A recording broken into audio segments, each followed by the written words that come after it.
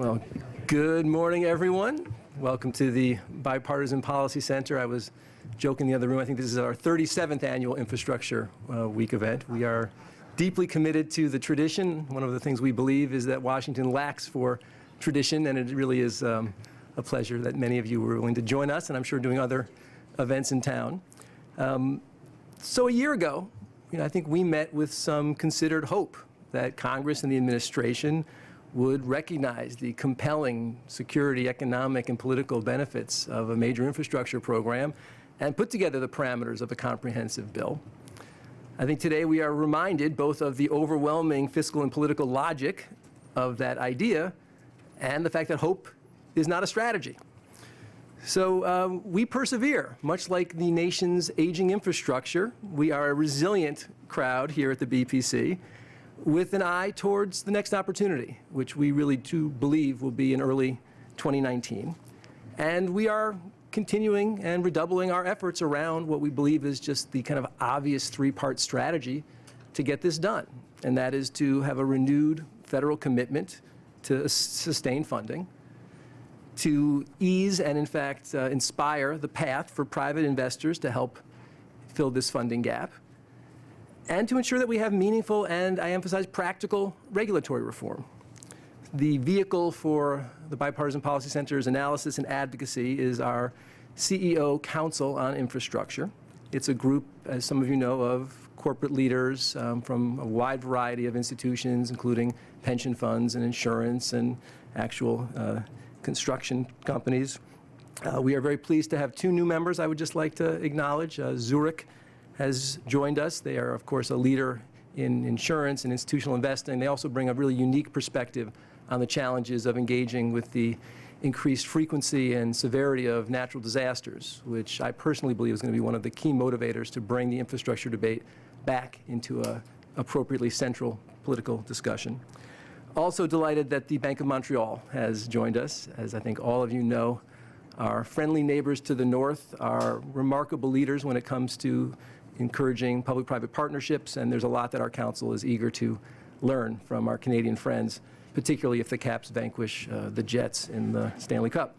When it comes to innovation, though, I think we recognize that there is really no more creative and effective nation than Australia, which is pioneering a really significant raft of very interesting programs. And so we are honored today to be joined by His Excellency Joe Hockey, who is Australia's ambassador to the United States. Ambassador Hockey has a long and distinguished career in public service. He entered the Parliament in 1996, where he served 17 years as a member representing North Sydney. In 2013, Ambassador Hockey was appointed to be Treasurer of the Commonwealth, with responsibility for both economic and fiscal policy, and also clearly had the opportunity to hone his diplomatic skills, serving as the chair of the G20 finance ministers, representing Australia at the IMF, the World Bank, Asian Development Bank, APEC meetings. And so the ambassador really brings, I think, just that unique combination of fiscal and political insight, which of course is the crucible of getting infrastructure moving forward in both Australia and hopefully the rest of the world. So it is my pleasure to welcome the ambassador to share some thoughts. I'll then take the prerogative of asking a few questions, and we will then open it up to a broader discussion. Thank you. Sir. Thank you so much, Jason. Ladies and gentlemen, good morning. And thank you so much for coming along this morning. The United States does a lot of great things. It is by far the world's most significant military power, spending more than the next 8 countries combined. It has the greatest intelligence gathering power in the world, the largest economy in the world. 40% of the world's R&D is spent here. 70% of the world's capital market transactions occur in US dollars.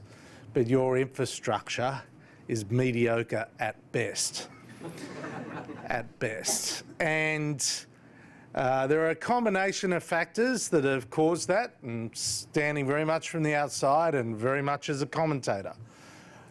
So much of it is around a lack of government funding, a constraining, like a boa restrictor level of regulation, and Also, just elongated processes for environmental approvals, planning approvals, and sectoral political interests. Australia hasn't had the great fortune of the United States in having such enormous scale nor such deep pockets. So we've had to be innovative when it comes to infrastructure. Our country is the same size as the United States, but it has a population of Florida, around 24 million people. And yet, Australia today is enjoying its 27th consecutive year without a recession. 27 years without a recession, the longest continuous period of economic growth of any developed nation in world history. It's not an accident. We've had to be innovative, particularly in the face of living in the fastest growing region, not only in the world, the Asia Pacific, but in the history of humanity. And we compete. We have to compete in order to survive. And infrastructure is absolutely essential, not only to empower your people to be their innovative best, but it's absolutely essential to improve the productivity of your nation. Governments have traditionally bought growth. They've done it through tax cuts and fiscal stimulus. Central banks have done it through low interest rates. Those days are over. That's what I said to the G20 in 2014. I say it again in 2018 here in Washington. Governments and central banks can no longer buy growth. You have to earn growth, and the only way you can earn growth is through improving your productivity. And I can say to you emphatically and in an informed way that unless the United States spends an additional $2 trillion on infrastructure maintenance, $2 trillion on infrastructure maintenance over the next 7 years, your economic growth is going to drop from what it could be. And that starts to cost jobs, that starts to cost wealth, and certainly reduces your income. And it's not as if you haven't got competition. Over the next 15 years, China will be spending $40 trillion on infrastructure. And Asia alone will be spending multiples of that, from India to Indonesia, right across the Indo-Pacific. So the question for the United States is, how badly do you want to maintain your quality of life? How badly do you want to maintain your leadership of the world economy? Because if you don't spend money on infrastructure, and if you don't actually get the infrastructure built, you're going to start to fall behind. So from our perspective, we can't afford to do that in Australia. When I was a Treasurer in 2014, which is the equivalent of Secretary of the Treasury, I looked at the economy and I said, wow, we've had a massive mining boom, construction boom, with companies like Chevron spending $80 billion building these massive gas plants across Australia. Australia today is the largest exporter of liquid gas in the world. We're the biggest exporter of coal in the world, biggest reserves of uranium in the world, biggest exporter of iron ore in the world. But all of those things represent only around 8% of our economy. Agriculture, beef, wheat, what we're famous for, represents around 3% of our economy.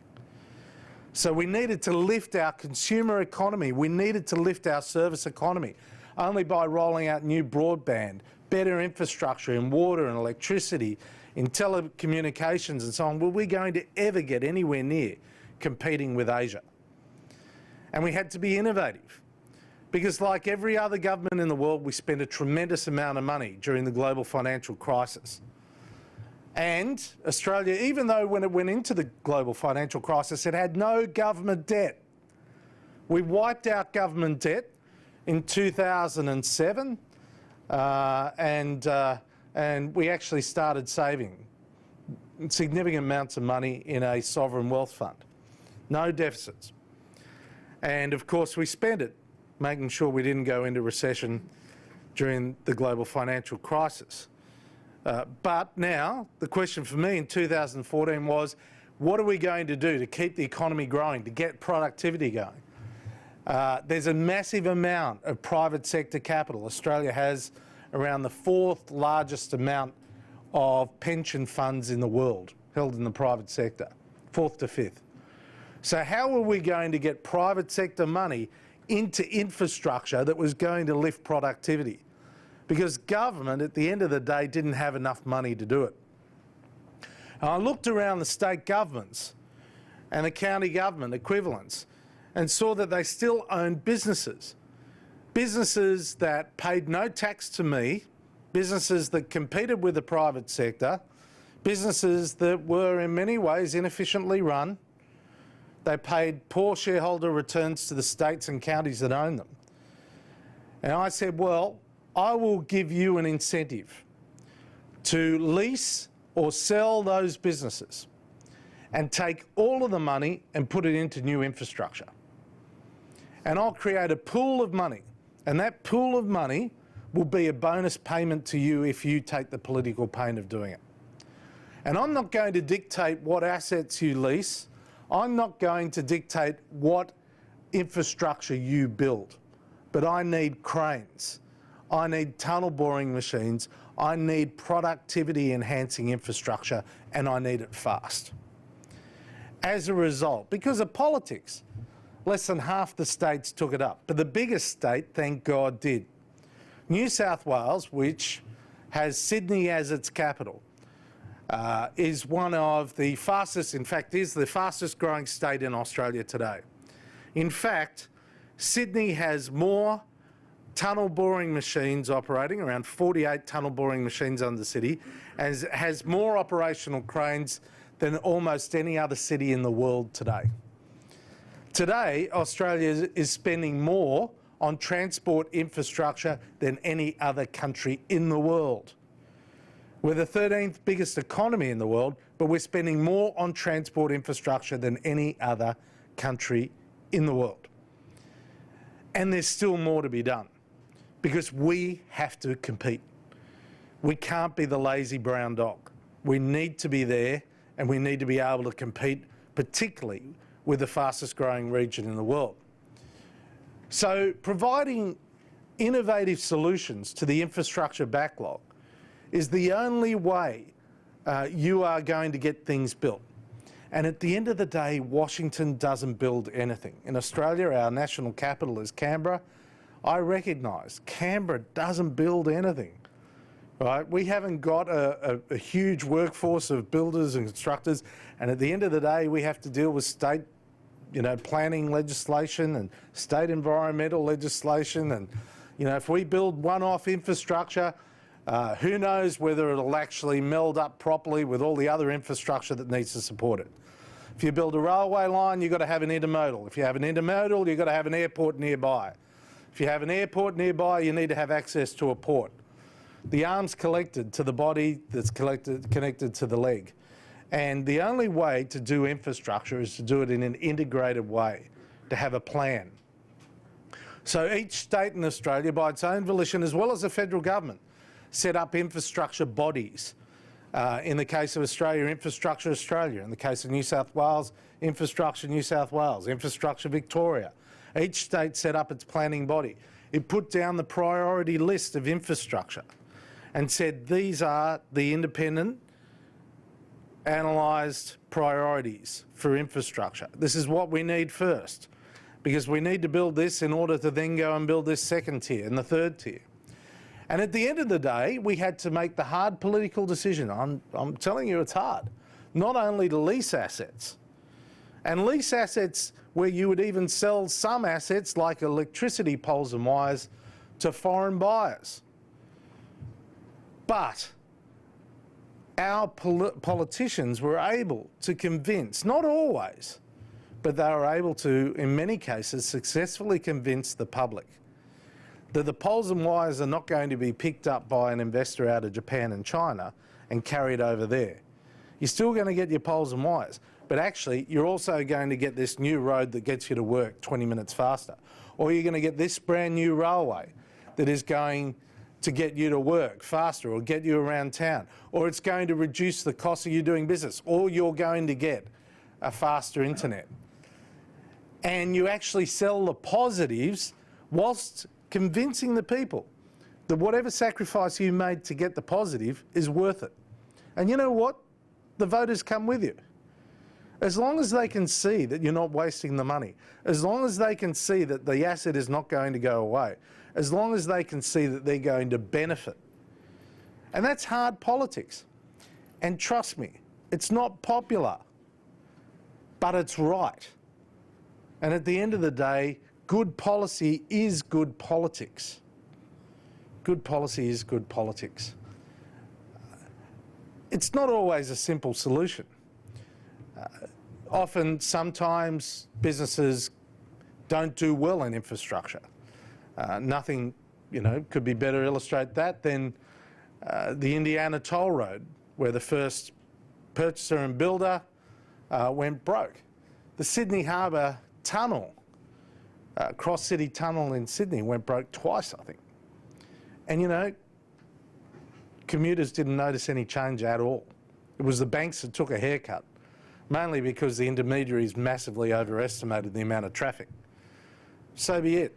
If the banks take a hit, do you think the electorate is really concerned? Do you think the commuters are really concerned? Only if prices go up substantially. But when governments get the formula right at the very beginning and have a proper pricing formula and have price monitoring and, if necessary, price control mechanisms, you can actually protect the consumer and get the asset. For example, we leased our airports years ago. We put in place an independent price monitor. Airports are basically, from an airline perspective, a runway and fuel. And then the rest of the airport is basically a big shopping centre with a car park. That's what they are. They're land plays. Nothing particularly sophisticated about them at all. So if you can say to the airlines, OK, we're going to make sure that you have some price control over aviation gas, and you're going to have price control over landing fees, leave the rest to us, they'll say fantastic. And at the end of the day, you can capture the value. You can capture the value of what the airport does, but most importantly, the vendor of the airport actually has the money to go and be able to build all the other infrastructure that the airport would normally support, such as an intermodal, such as potentially a new port, such as better electricity supply, more reliable electricity supply, and so on. So it's not just Australia that's ahead of the US, it's Korea, it's Japan, it's Germany, it's the United Kingdom, it's New Zealand, it's a range of different countries, because they've had to do it. Because we've gone down the path before of governments not having enough money. We've gone down the path before of the pain of leasing assets, selling assets, privatising assets. Margaret Thatcher started it, really, in Britain, turning Britain around for the long term. So there's a challenge out there for the United States. Is it going to actually invest in infrastructure? Is it actually going to build infrastructure just to maintain the quality of life of the people of the United States today? Just to maintain it. That's a $2 trillion commitment, much larger than anything that's ever been on the table here for infrastructure before. And if you want to improve, if you want to grow, then you have to spend more and you have to get the infrastructure going fast. Thanks very much.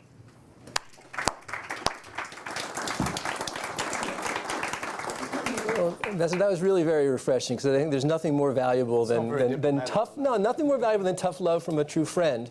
Though I do have to say, when you were, as I was wallowing in our $20 trillion debt, and you were talking about being debt-free through the recession, I did feel a little braggy, but I understand. So it was painful. No, look, credits to you as the Secretary of the Treasury for that one. I have a handful of questions, but I really want to maybe open it up first to the audience. We have some fleet-footed mic runners, and if there's more than a 10-second pause, I will jump in with my own. But please just let us know who you are and wait for a mic. Thank you, Rick Rybeck with Just Economics. Thanks very much for the presentation.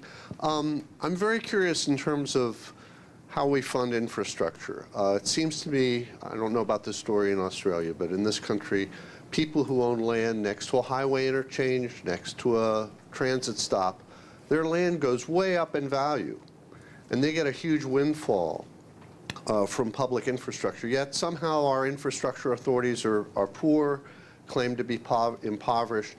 I'm wondering to what extent you think that landowners should contribute in proportion to the benefit they receive, sort of like a user fee, or in this case it would be like a public infrastructure access fee, in order to compensate the public for the value that they're receiving from the public.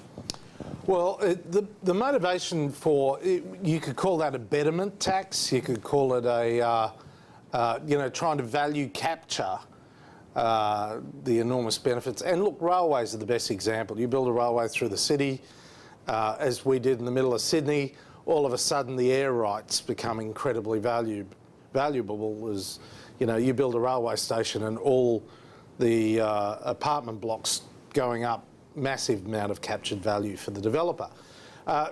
Governments have the capacity to have a betterment tax, but you've got to be careful not to be greedy. I mean, it's a fine line. We're building a new second airport in Sydney, and one of the owners of the airport, it was a dairy farming community around there, and they've become billionaires overnight, right? Good luck to them. At the end of the day, the government's zoning all around that new airport industrial, and they've got a windfall, but the money stays in the community in one form or another. So, it can be part of the overall model that you say, well, there's going to be, and I know Seattle has just introduced a new tax, highly contentious tax in relation to, effectively a betterment tax on Seattle citizens because of the emergence of Amazon and so on. You can do it, and I wouldn't rule that out. I'm not someone in favour of new taxes or more taxes, but you can share the value capture, and it comes down to whether you give them the zoning they need, because it's no use having single floor residential zoning around an airport. They will get more value if you zone it industrial. So when you zone it industrial, and I'm talking about you as the county or the city, if you zone it industrial, you say, well, we've got a betterment tax. You have to give us a whole value capture out of that. I think we have a couple of questions in this row right here.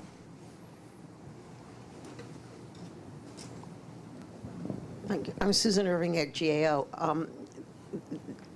In this country, first of all, we don't own a lot of the things that other countries have since privatized. So we already don't own the electric utility system or poles or the airports.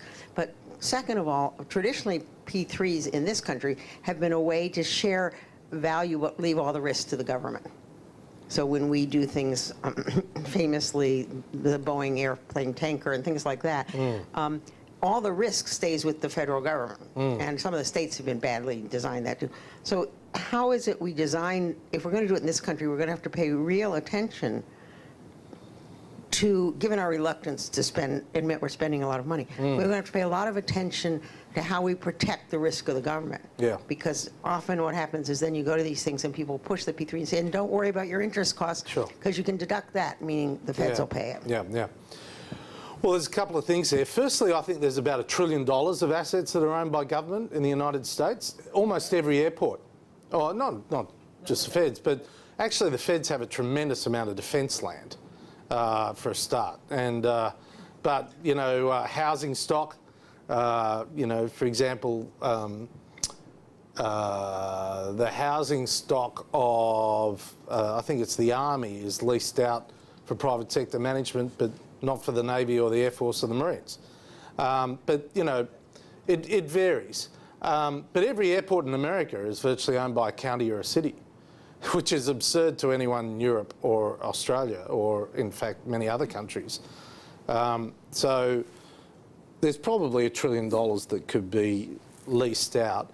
And you're absolutely right. Some countries, the United States electricity assets might be private sector, but there's other assets that are clearly government-owned that we don't have. So it cuts both ways. And on the second point, what was the risk stays with the government. Oh, yeah, sure. No, the risk stays with the government. Sure. A lot of the Army private housing, all the risk is with the federal government. Well, no. Yeah, I get what you're saying. Sure. it comes down to how you, and this is the big challenge in the United States because ownership of assets is so widely dispersed, and also because you have so many levels of government.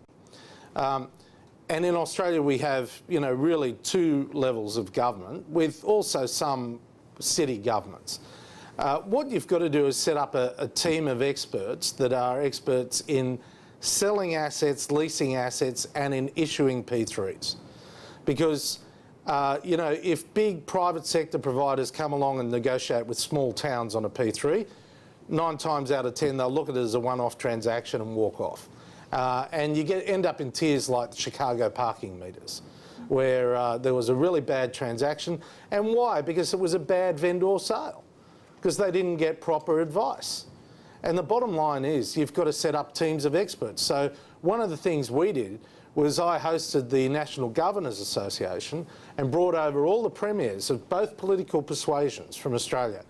And we've offered to partner our expertise with state governors on how to formulate the contracts for the leasing of assets or contracts for P3s, so that you're not gouged, so that you do have a regulatory environment, so that the state or the county or the city doesn't lose control of the asset.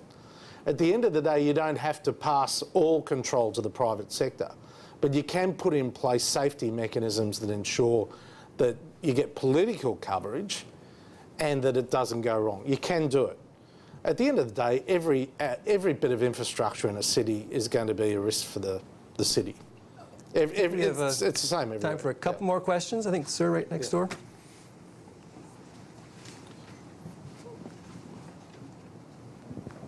Ambassador, thanks for your comments. Dave Ramaswamy, Indus Latin Ventures. I lived for a while in Sydney North Shore, and I must say it's like truly resort living. My That's question, because I was the representative for that area. So, Ambassador, Not quite, just true. my question is related to 2 things. One is what you mentioned, the private versus public, and how do you bridge the trust deficit in terms of giving away the family jewels to private players. And relatedly, there's a lot of overseas capital, both in the sovereign side as well as on pension funds. So especially in Australia, there's a lot of Chinese sovereign investment into Australian assets, at least on the farming side, the agriculture side, which is a real estate play. So the question is, how do you partner with smart capital to invest in P3s? Thank you. Well, you can pick and choose who invests. In fact, the United States is by far the biggest investor in Australia. Even though China is our biggest trading partner, the US is the biggest investor by far in Australia. In fact, China's number 5. So number 2 is Britain, number 3 is Japan, number 4 is Korea, and number 5 is China. It's not that China isn't increasing, of course it is. So you can be selective about how you do it. How do you build trust? 80% of the toll roads in America are owned by government. 80%. It's kind of weird. You've got to work really hard at changing the mindset of your community. I reflect when I get on a plane that you trust the private sector to build a tin can that you're going to fly in at 30,000 feet. You trust the private sector to make the food that you eat and feed your children. You trust the private sector to build a house, to build a car that you travel at extraordinary speeds at. Yet you don't trust them to run an airport, which is a shopping centre. Go figure. You don't trust them to build a tunnel to New York, or a port. And yet, in many cases, people are actually trusting them to provide private security to their families. So it's really about trying to contextualise what you're doing. Government isn't walking away from responsibility. Government's actually trying to help make life easier for you. And, you've got to build that level of trust. Trust is really hard in politics everywhere in the world at the moment. It's probably why I'm here in the United States after 20 years in politics in Australia. Maybe at the end of the day, people just say, well, enough, right? Politicians can't do it. But, Maybe we need a swap. I think we all want to go to Australia based on your presentation. No, I don't want to pretend everything's perfect in Australia at all. I mean, America is a great country. America has been great, is great, and will continue to be great. Trust me, as an outside observer. Final question on the aisle. Yes, ma'am. First of all, let me just correct two things. Sure. The Navy and the Air Force have also privatized their housing, so that all of the services have 200,000 units. And to take issue with what Susan Irving said, the government has taken the risk. That's how the Department of Defense was able to get permission to privatize housing. If military families do not choose to live. No, I'm saying I'm sorry, I misspoke. The private sector took the risk in that one. That's how the department got the permission to do that. If military families have their choice of living in town or on the base, the privatized housing developers have to compete to get families to live there. I was referring to base housing, which is managed by... No, I am too. And Lend Lease, which is an Australian company, actually manages... I don't want to get in an argument, but I just put a submission to the Secretary of Navy. It's even more successful than you realize. It's all three services have done it, and the private sector took the risk, contrary to what Susan said. But I want to just, I think our fundamental problem in this country is that good policy does not make good politics. By and large, good policy means that you are doing things that create benefits, diffuse benefits for large numbers of people, but impose some cost on narrow groups, and that makes for bad politics. We just failed once again to privatize our air traffic control system, something that you in New Zealand did 20 or 30 years ago. And it's because of very narrow interest groups, private pilots, and corporate jets. So, well, I started working on privatisation in 1992. So, went and studied it in Britain after the experience of Margaret Thatcher. And there are many, many different models. There's many different models associated with leasing and privatisation.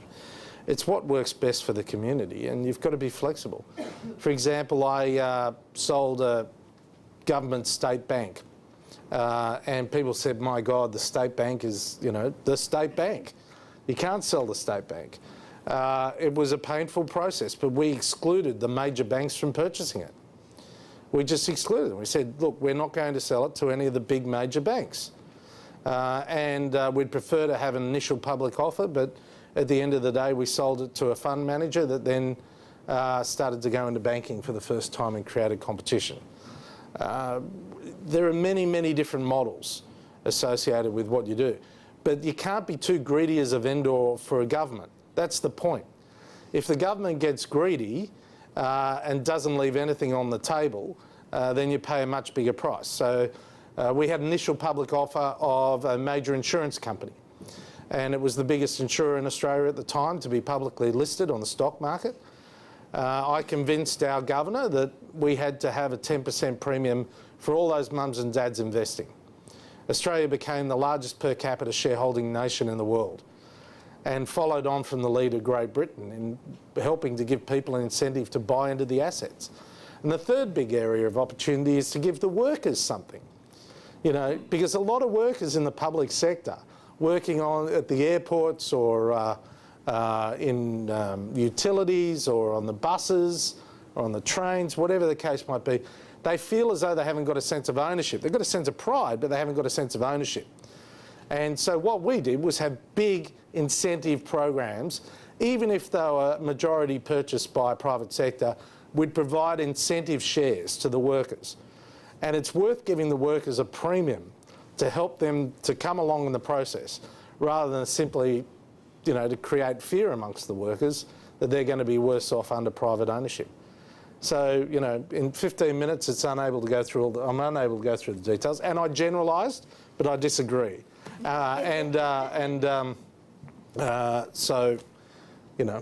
over to you. I don't want to please don't read me as an interloper coming in and giving you a lecture. The headline is "America Absurd." I got that. No, So it's not absurd. It's just the microcosm of infrastructure. So let me close first with recognizing that kind of the coin of our realm is the constructive collision of ideas, and it's really terrific that we had a chance for a little of that today. We have a great panel, and then we have Congressman Graves coming. So I guess I'd just like to thank you for being both a great ambassador to the nation of Australia, but also an incredible ambassador for innovation and infrastructure. I really believe that what you were able to share with us, if we could find ways to capture that, and there are very few nations that our Congress actually is willing to follow, because we do have this sense of our own ego and exceptionalism. And I think what you in Australia and Canada... To their great credit, they've asked, you know, and Chairman Bill Schuster came to Australia, brought a delegation to Australia of congressional representatives, and Secretary Chow, Vice President Pence, Gary Cohn. I mean, I've been interacting with all of them, but not pretending that the Australian model is perfect. Trust me, it's not. I mean, I'll tell you it's pretty good, but it's not perfect. But, you know, my dad always said to me, there's two ways you can go in life. You can either learn pain or you can feel pain. And he said, you're going to have to work out, son, how it goes, right? And I'd rather learn from everyone else's experiences and then try and make the best of it than go down the painful route of repeating everyone's mistakes. So we're just offering free, gratuitous advice. We tend to have an alternative view, but really want to thank you for joining us. Thank you. Thank you.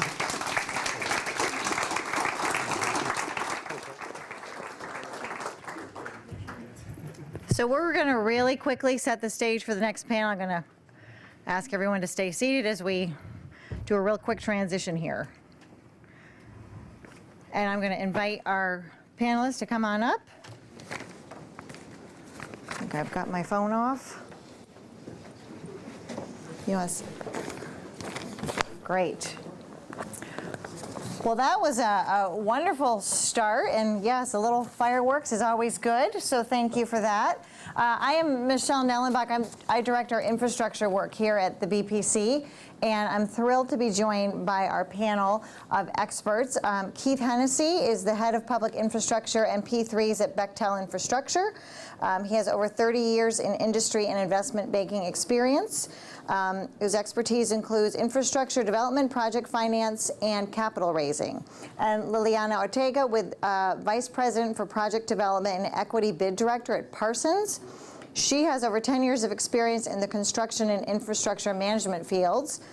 And finally, Adam Ortiz, who is the director of the Department of Environment for Prince George's County, was once the mayor of Edmundston, Maryland, and has spearheaded a really innovative program in Prince George's County we're going to talk about. So I'm going to dive right in. Liliana and Adam, Liliana and Keith, sorry, your companies are two of the biggest construction engineering project management companies in the world. So you have projects in the U.S. and across the globe, really.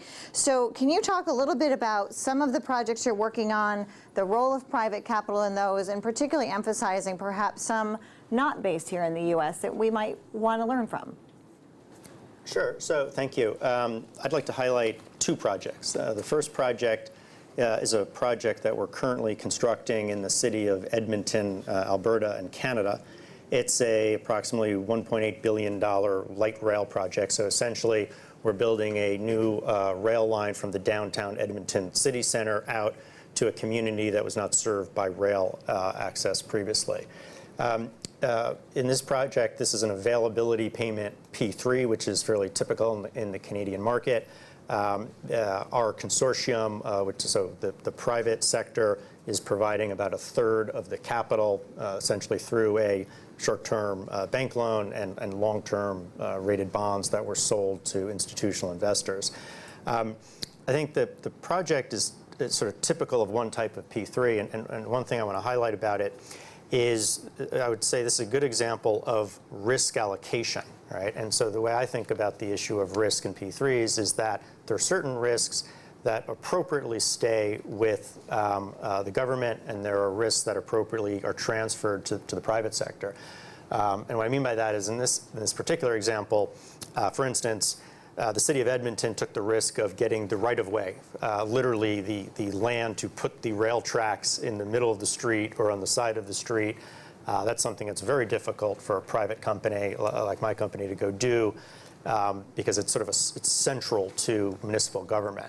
However, we've taken many substantial risks. We've taken the risk of labor productivity, labor costs, taken the risk of a vast array of material, equipment pricing, and the overall performance, and we've accepted the risk associated with the financing as well. That's a good example of what I'll call a typical sort of availability payment P3. The other example I wanted to highlight is a project that we constructed and finished a few years ago, which is much closer to home. It's the Silver Line extension of the Metro out through Northern Virginia, through Tyson's Corner. That first phase that we built terminated at Wheelie Avenue in Reston. So to the one of the earlier questions to the ambassador, we had originally in our scope to build a large parking structure at Wheelie Avenue. WMATA ultimately, we worked with them and sort of advised them on how to finance the project as well, but they ultimately took that parking structure out of our design build scope and awarded it to a commercial real estate developer. And what that commercial real estate developer got in return for the obligation to build the parking structure was the development rights around the rail station at Wheelie Avenue. So that's a good example of what I would just call transit-oriented development. The ambassador referred to it as value capture.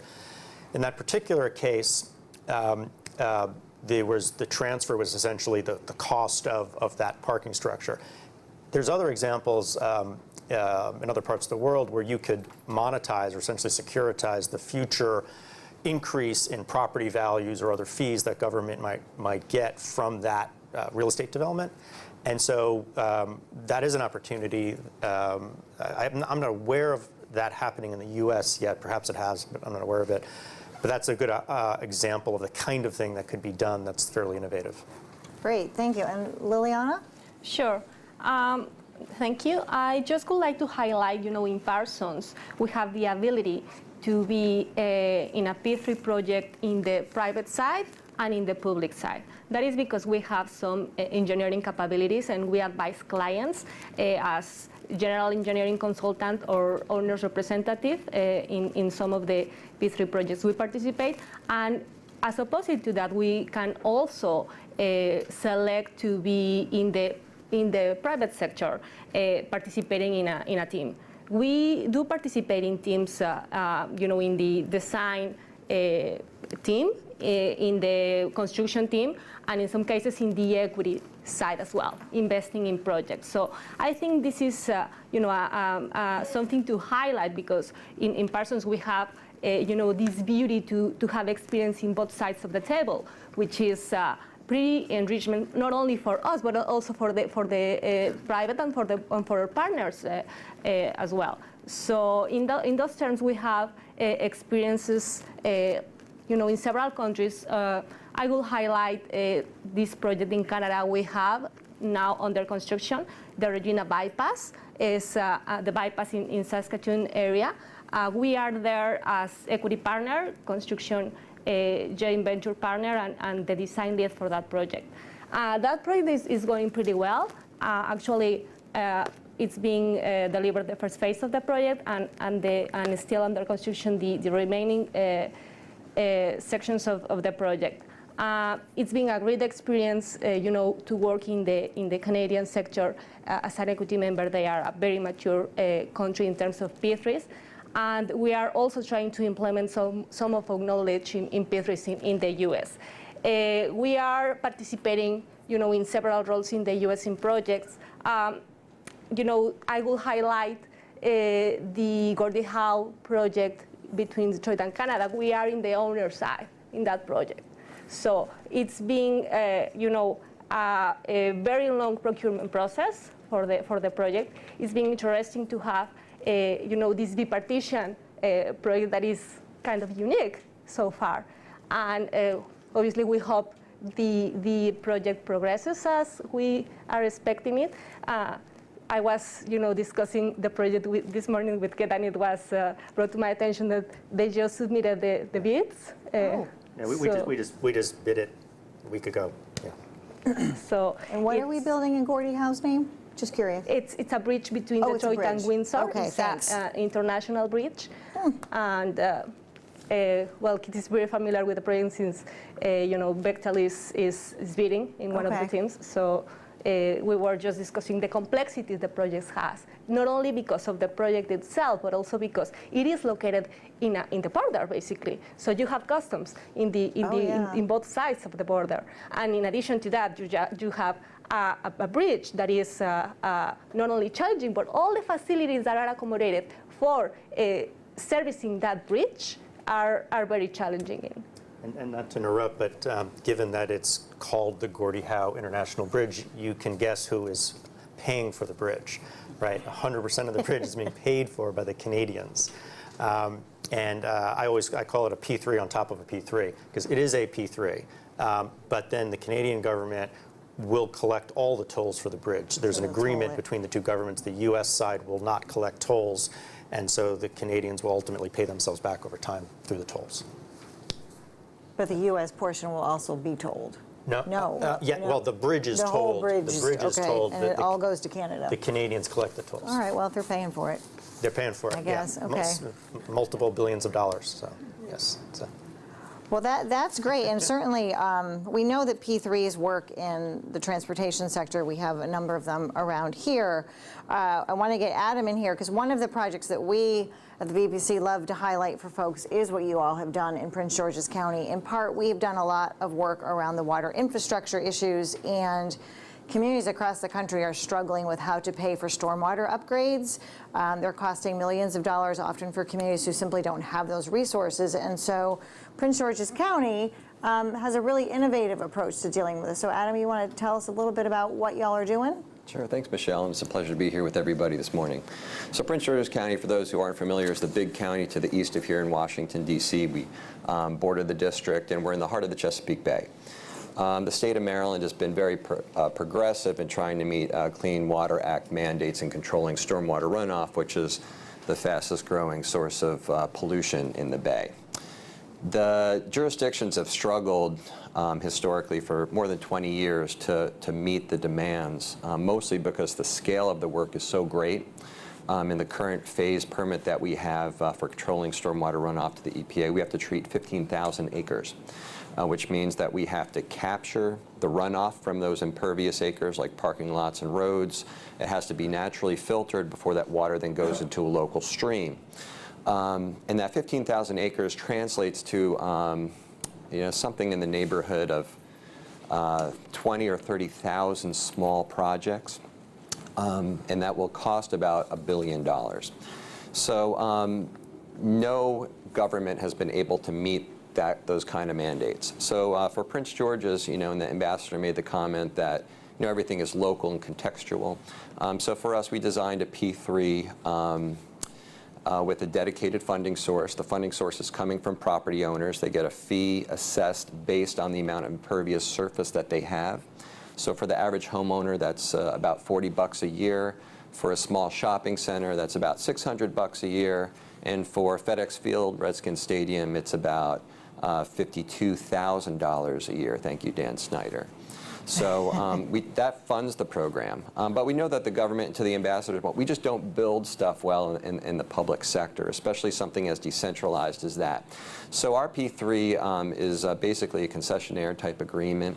The firm that won the contract was Corvius Solutions, and their background actually is in building and operating military housing and 14 military installations throughout the country.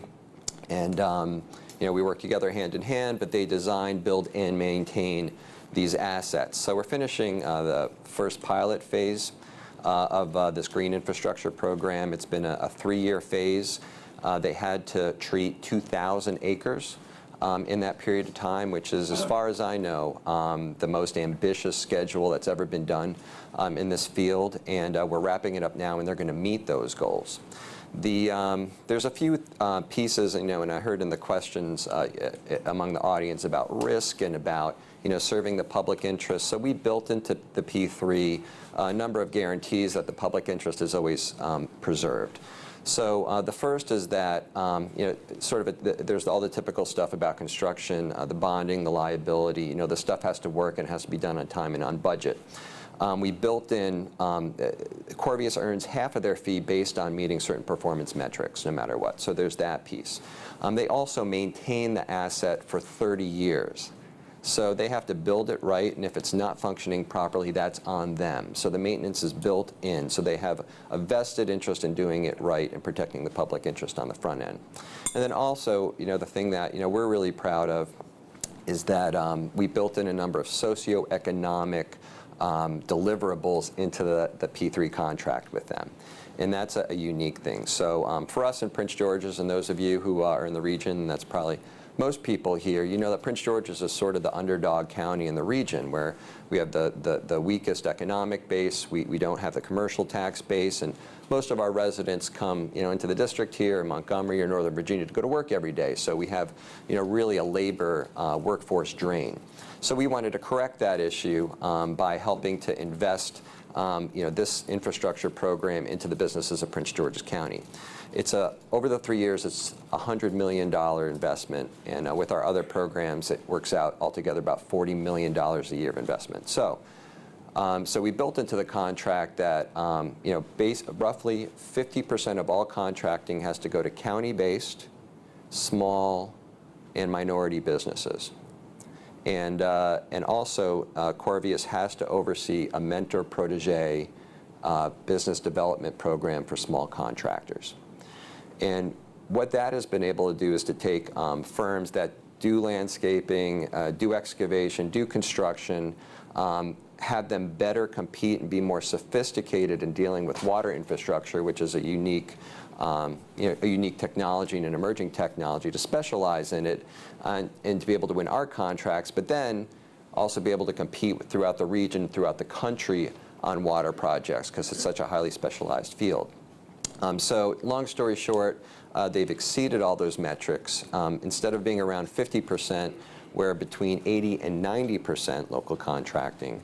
We've seen firms that not only won the contracts in our county, but now we're winning contracts in Pennsylvania and in Baltimore, and also we're attracting businesses. So for the county-based requirement, and I'll wrap up my comments here, for the county-based requirement, that's a big driver. So we've been able to attract a number of firms from other states to locate in Prince George's County. And our biggest maintenance contractor actually moved their headquarters from Manassas to Forestville, Prince George's County, to be able to compete. So we're growing the economy here, we're serving the public, and I think that we've managed the risk pretty well, at least so far. Great. So I want to dive into some of this. So as the ambassador had mentioned, a lot of this is bringing the public along. And so, $40 a year on a water bill doesn't sound like a lot, but for certain populations, low income, it is. And I can recall working for a member of Congress who we never heard from folks about water issues, and all of a sudden one of the cities imposed a $1 stormwater fee and the phones lit up. So I think those are tough issues, and y'all were talking about toll roads and such. So describe how that begins. So you start working with a local government or a state government who reticent to do tolls, obviously, they're not very popular, don't want to increase in sewer rates. How does that conversation, how do you get them to think outside the box in terms of creative financing and get comfortable with how some of this, with bringing in the private sector to do these things? Sure. So I'll maybe take a crack at that first. So when you're dealing in the public infrastructure arena, the community engagement, the messaging is incredibly important and is really sort of part and parcel of everything. So it starts at the very front end. I guess I would echo some of the things that Ambassador Hockey said, which are you have to really emphasize and point out the advantages and the benefits of the new infrastructure. I think when you're increasing capacity or providing something new, if it's literally a greenfield toll road, so there's not been a highway there before, and now there's going to be a highway, the public generally has been more accepting of a greenfield asset in a lot of cases. Not all the time, but I would say certainly in a lot of cases.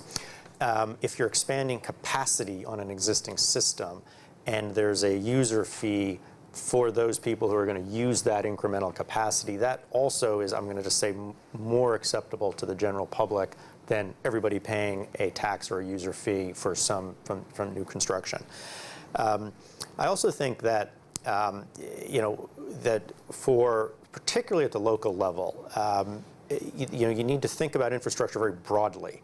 And there was a comment made earlier that a lot of most infrastructure, first of all, is owned at the state and local level, and then a lot of infrastructure is owned privately anyway. And there is a lot of infrastructure that pays for itself. I want to sort of use the example of communications. So you're starting to see a lot of cities, counties, towns providing free public Wi-Fi access, right? So, and that those arrangements typically either are a P3 or look like some kind of concession type agreement. And the interesting thing about the communications infrastructure is that there's a very strong underlying economic and business case for that investment, meaning it more than pays for itself, right? So a private entity can come in, whether it's Prince George's County or Washington, D.C., so this has been done in Kansas City, New York, Little Rock, Arkansas just did a contract actually for this. And someone can come in, a private company can come in, install infrastructure, provide free Wi-Fi internet connectivity within some geographic area, and then they sell advertising essentially off of the bandwidth. And the revenue stream is such that, in fact, the concessionaire can return a portion of the revenue stream back to the municipality. So that's sort of a really good example of new infrastructure that is using the latest technology and is more than paying for itself and is actually an incremental revenue stream. And so I've kind of used that example because not everything is transit, and one of the issues with transit, right, is that fundamentally it requires a government subsidy, right? So fundamentally, the vast majority of rail lines do not pay for themselves. So that is the underlying issue in transit, I think. Yeah, and I just would like to elaborate a little bit on the financial feasibility of a project. Not all the projects are set up to be a P3, for instance. Every project is different, has its own future, and every client is different as well. They have their own interests and their own capacities. So I think that one of the things that may be very useful for the governments that are considering undertaking P3 is not only get informed and evaluate the project since the very beginning to see if the P3 will be, a source of financing that will be possible for them in the long term, because as Kit said, so many projects in the transportation field need some sort of grants or contributions in the long term. So not all the projects or not all the clients are set up for that. So that is something important to consider since the very beginning of the project. And also, I think the client has to be, knowledgeable or well advised about the P3s, and not only the client itself, but the office that moves the procurement around, so that they can communicate to the community the benefits of the project, because sometimes it's a communication issue, right? Sometimes that a project is going to be pretty successful because it's going to solve many issues, but you don't have a proper channel to communicate those benefits to the public. So I think that preparing a very well-structured communication plan since the very beginning that you structure a procurement is key, because you need to advise the community on all the benefits that they are going to receive for exchange of a toll, a user fee, an incremental tax, whatever they are paying back is worth, because all the benefits that they could receive by developing such infrastructure that in other ways shouldn't be built as soon or as well maintained as in a traditional procurement. Okay, yeah, right. And Adam, so how did you start this process? Because to Ileana's point, some projects are not meant to be P3s, and there has to be this evaluation. And a lot of communities don't have that expertise. Like you were just saying, that they don't know that there's a P3 option. They just sort of assume they're going to go down the typical path. Prince George's County is a larger jurisdiction, probably has a bit more sophistication than some of our smaller communities do. How did you all decide this was the way to do that? Sure, great question. I think there's probably two things, and part of it is the benefit of being in the proximity of Washington, is that we're sort of part of the conversation here.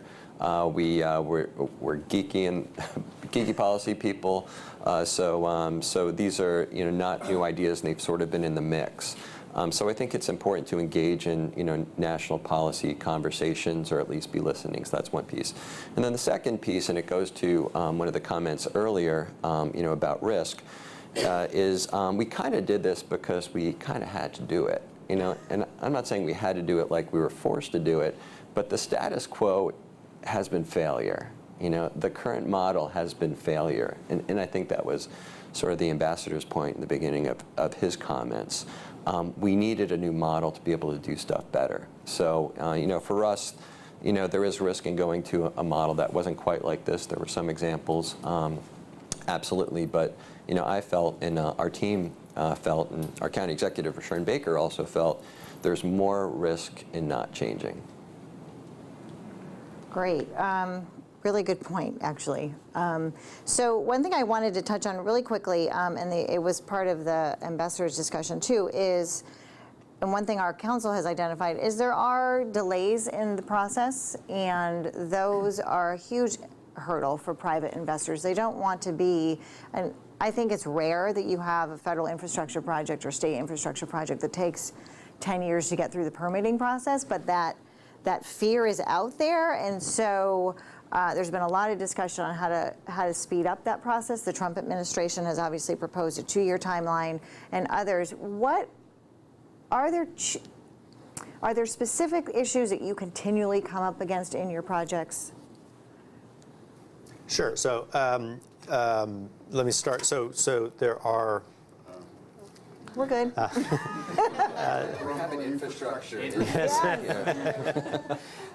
There are definitely recurring themes, both in the procurement process or getting a project ready for delivery, and then once you're in actual delivery or construction mode. So in the sort of preparation phases, it's really, I would say, very much an issue of funding, securing funding, and making sure that that's stable and not changing. It's very much related to permitting, and certainly the environmental approval process as well. Those are sort of the big ones. The other issue that we frequently see is really a political consideration, which is changes in the decision makers. And so if there's an election and a new mayor comes in or a new governor, I think frequently you see a new prioritization of large capital projects. Sometimes that leads to outright changes, sometimes not, but that is, and the timing of these procurements frequently gets driven by the election cycle.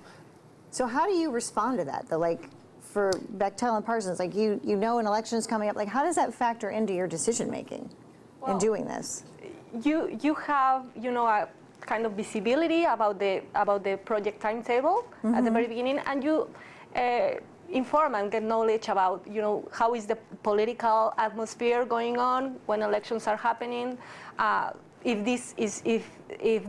the project that you are studying is going to be popular in the community, is very possible that the next elected official, assigns the project to the program as well, because there is a factual need of the project. Right. So that is a very important piece in P3.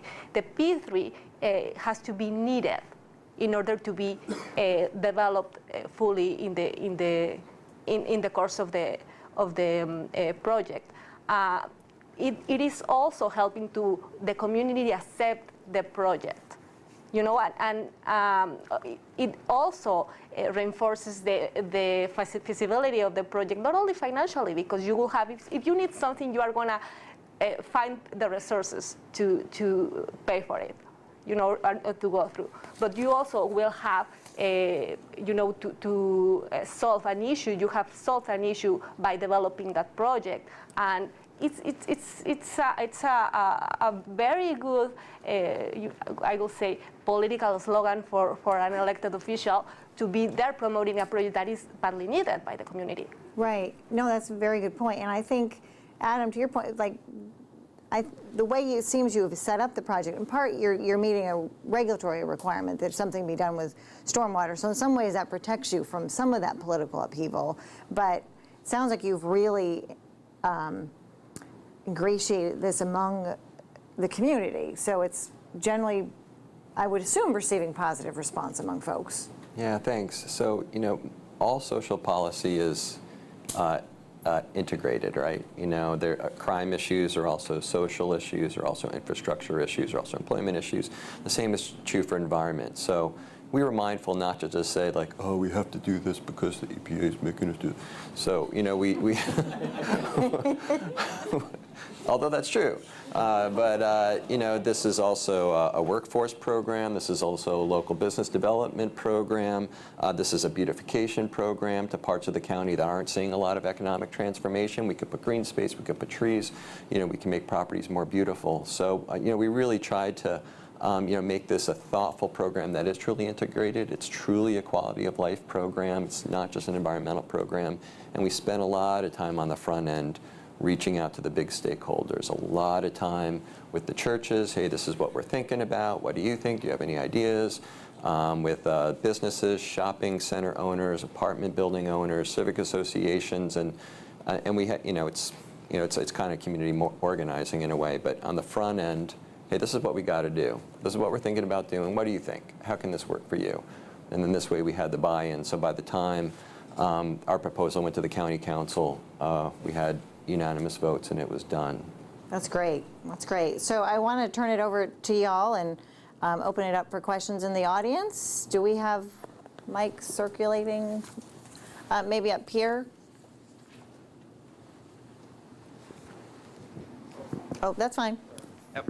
Hi, Zach Schaefer with Infrastructure Week. Thank you all for being here. A question for all of you, Adam, as a on the client side. I'm curious how you went about building a team. Ambassador Hockey talked about the importance of building teams on the client side to understand the procurements and the options available to work with the vendors and the providers. I'm curious how you went about developing that team on your end, and then for Keith and Liliana, what are sort of the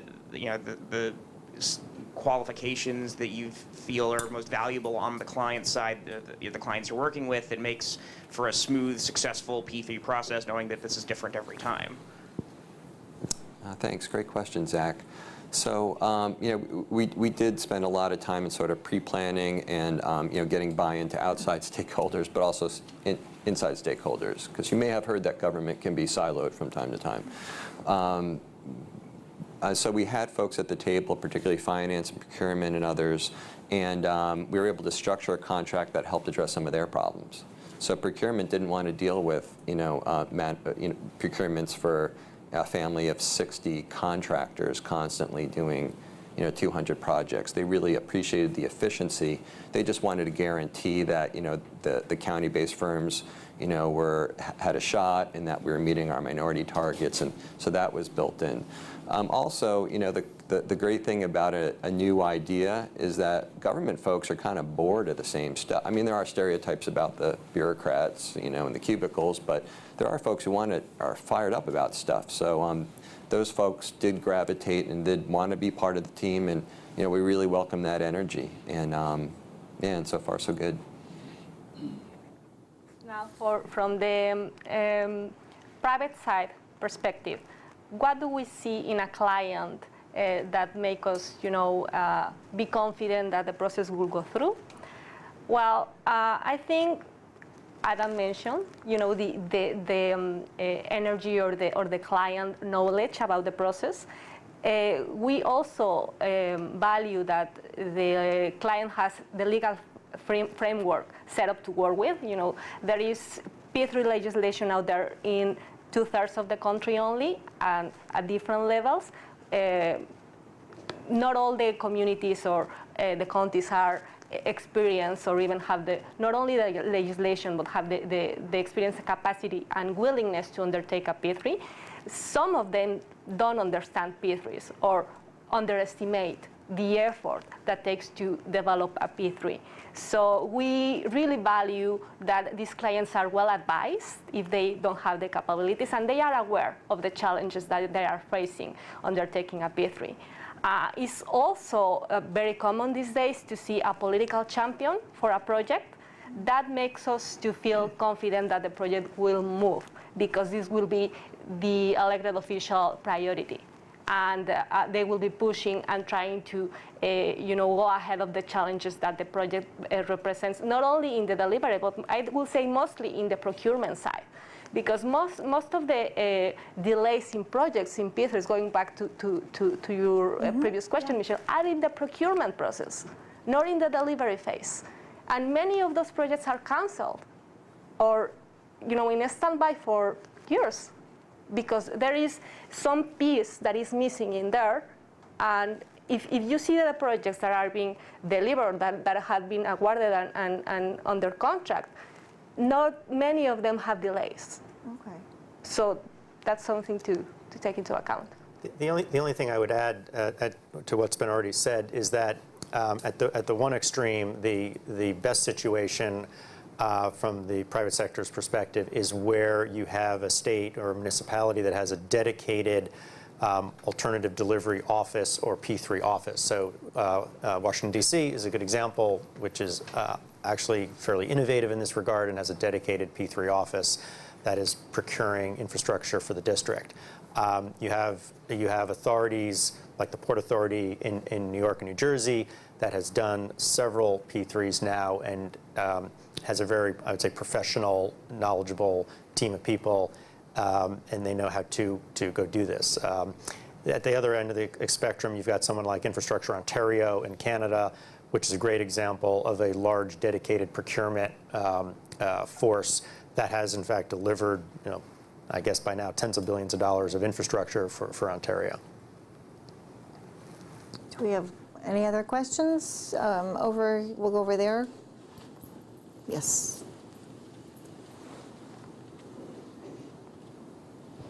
Rick Rybeck with Just Economics. Thanks for everything. I just wanted to correct I think there was a statement made that transit requires subsidy.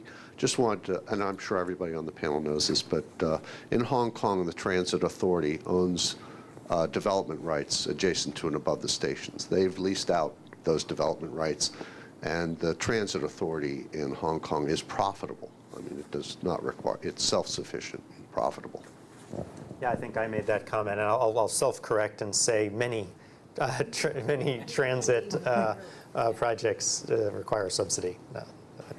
Is it Susan? Yeah. I would ask, it seems to me if they were given the air rights, there's a original subsidy, but I don't know that. Going back to Infrastructure Weekly's credit, it seems to me, at least at the federal level, which is where I look at these things, the imbalance in knowledge and expertise seems huge to me. And whether the federal government is going to invest in, in having something like a dedicated thing with the kind of expertise that could compete in negotiations with the private sector for either big P3 developments or for even things like privatizing a historical asset, or given the, the hotel, the Monaco. So how do you think about it? That seems to me to be our biggest challenge. So what thoughts do we have on how we could deal with that at the federal level, short of having GSA have a whole office of people who do nothing but that and somehow have been stolen from the private sector to produce expertise? One other thing I wanted to say, those of us who are skeptical never think the government should be actually doing the building. Okay, we want to be clear about that. Our concern is the way the financing is designed. So I'll take a crack at that. So there is it's more than a seed, I would say. So within the federal Department of Transportation, there is the Build America Bureau, which is in essence, I'm going to call it a small bank, or not even a small bank. It has oversight over several credit programs, and there is certainly expertise there. There is a real established track record of providing finance to projects. They have evaluation criteria. They have a staff of people that have been doing this for quite a while now. You know, there has been talk about a national infrastructure bank. I mean, I think if that is one idea. But if you wanted to have a national infrastructure bank, the seeds of it, I would say, are right there in the Department of Transportation today.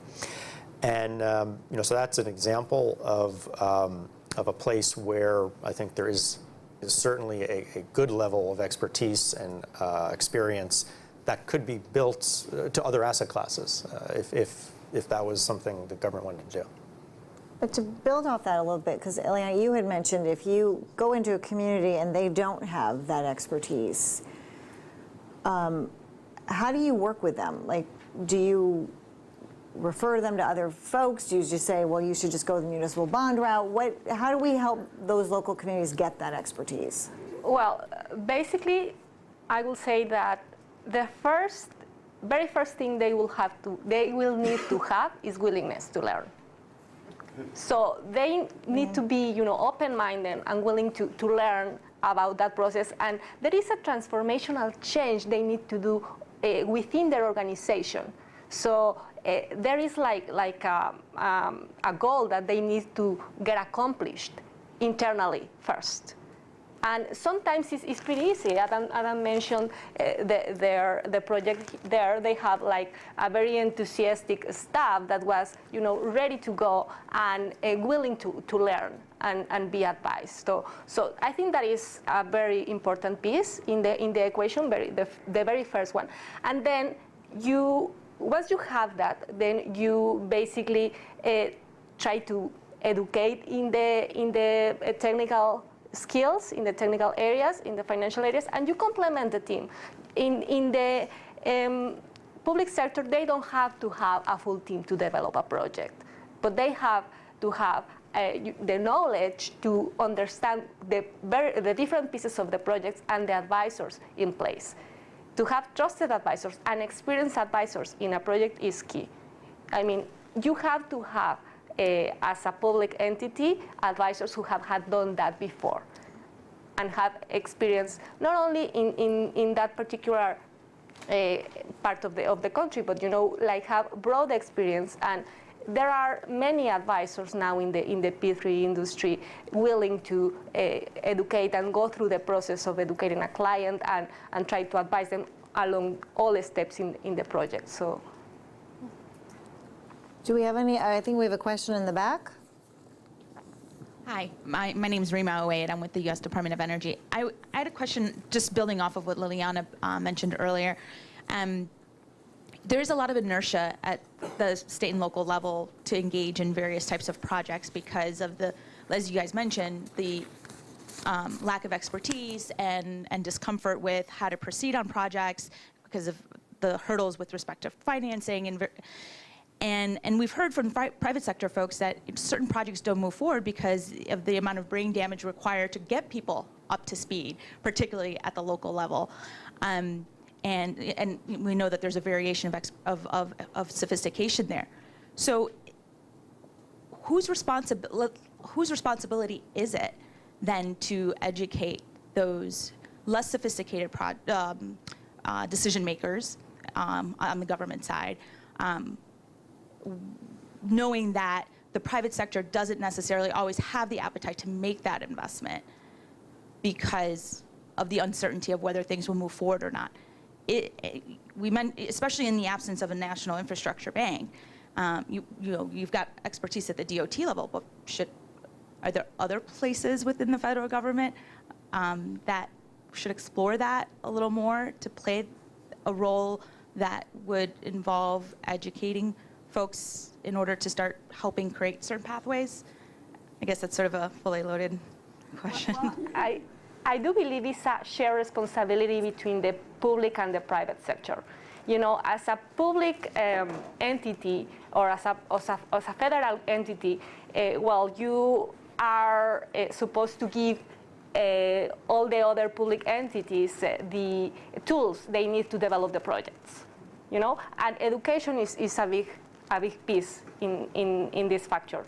But also the private sector, because it's interested in doing business in the public sector, I think it's encouraged to develop a relationship with the public sector and try to educate them. So I think it's a shared responsibility, and I think that is being done to date. One of the challenges that I personally found over these years in my experience in the US is that, we as private sector try to go there and educate the clients, and once you think that you mostly have done your job with a specific agency, then elected officials change, and you have to start the process over and over.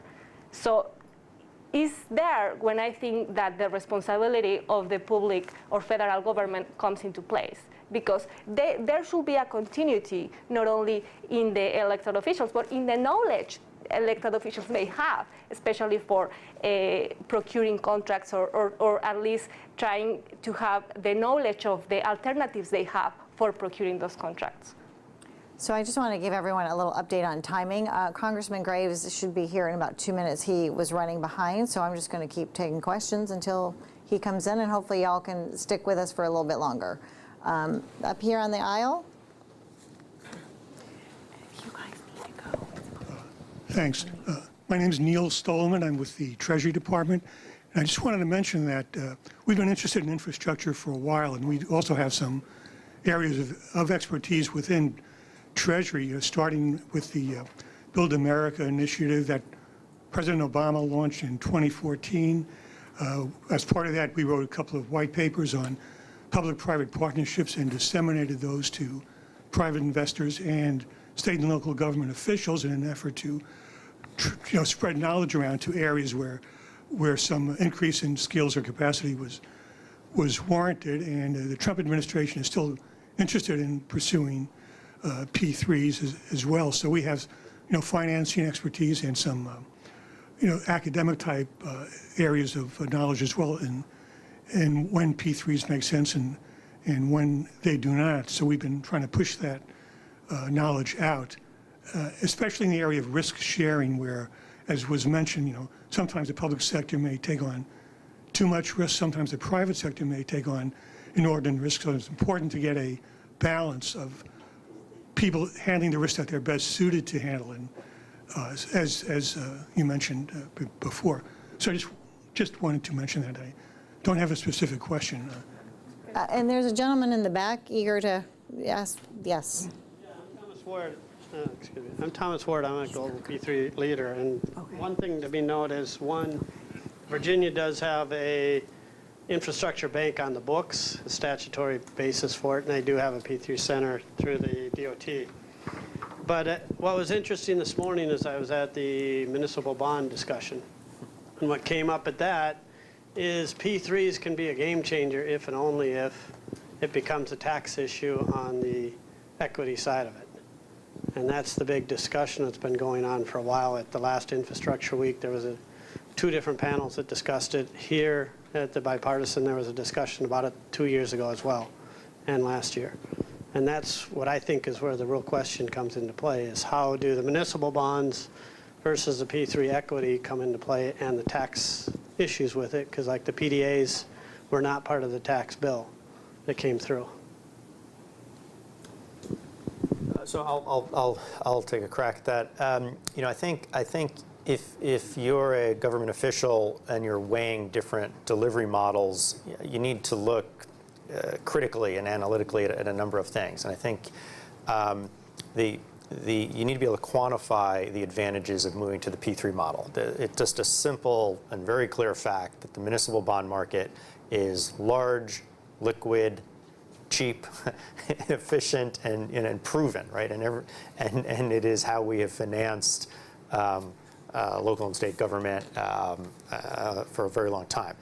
And so there's a fairly high hurdle bar to prove or demonstrate that there's actually really quantifiable advantages to moving to a P3. It's clear that the private sector has a cost of capital associated with the equity and needs a return to make a project attractive. That being said, one of the advantages of P3s is that there is a complete focus on optimizing life cycle costs, which is not the standard baseline in the way infrastructure is procured typically.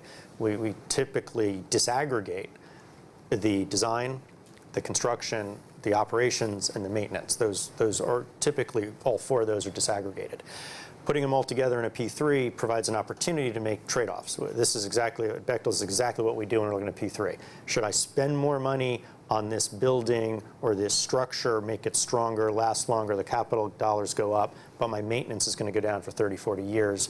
We look at those and we have our engineers and finance people analyze those trade-offs. You also, I do think that while there are many municipal entities that have lots of experience building infrastructure, the private sector has global experience and has experience across all kinds of asset classes. So my company, we're very global. We're doing rail projects today in the Middle East, the United Kingdom, Canada, and the United States, and Australia. And so we see the technology and all the best practices, and we obviously are going to try to expand and grow our business by bringing those things to bear, because it's in our interest to do that. And so there is a transfer of technology, best practices, industry standards, and all that, which can generate outright cost savings of one form or another. And you need to be able to, I think you need to have a process that encourages that kind of innovation and allows companies to bring that to the table, because that is part of the value proposition of a P3. The other thing which I think doesn't always get attention is if I'm a mayor, maybe I have 5 projects that are really important to me that I really want to get done politically, but I only have the capital budget for 3. You know, a P3 in essence, a P3, particularly if we're talking about an availability payment structure, is really just a financing vehicle, right? And so you can stretch your capital dollars further and get more done faster, which is not which might generate economic growth for a city or a community. And so you need to think about it, I think, in that context as well. But I think the question is sort of spot on in that the municipal bond market is a great innovation and a great asset for the country. It probably doesn't get us completely to where the country needs to be, though. That's my thought, at least. So we just heard that Congressman Graves is still stuck in a hearing. So I think we will have allowed that to be our final question. It is 11:30, and I thank Adam, Ileana, and Keith particularly for staying up here longer than I said you would be. So I appreciate that. I apologize about the congressman, and thank you all for coming. Enjoy the rest of Infrastructure Week.